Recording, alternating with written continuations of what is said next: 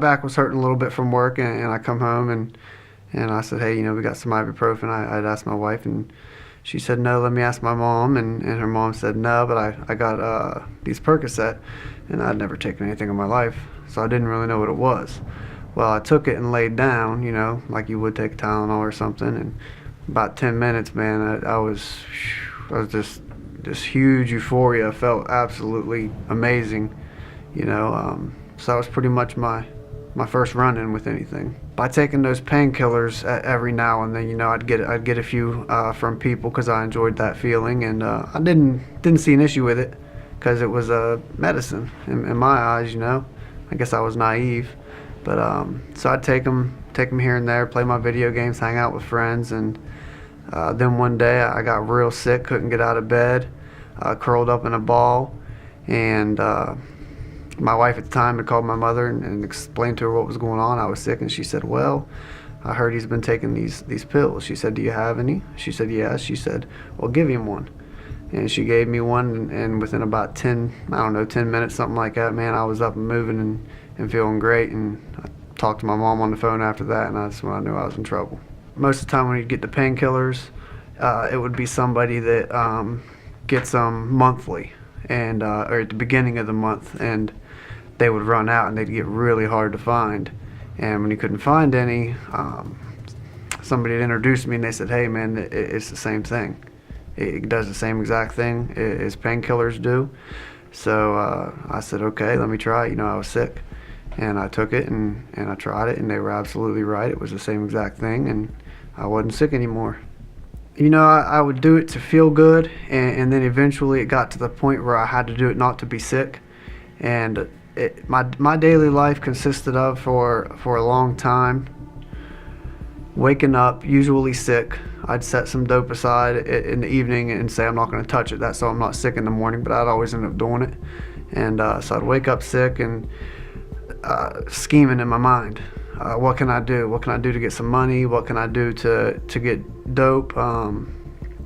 Anything from being out in the middle of the night trying to get scrap metal that illegally, however I can, so I can be at the scales at 6 o'clock in the morning to get that cash to go see the dope man. So it was rough. It was a nasty thing. Living at my parents', obviously, because I've lost everything I own to the addiction, and stealing out of my daughter's piggy bank that my parents had been putting money into.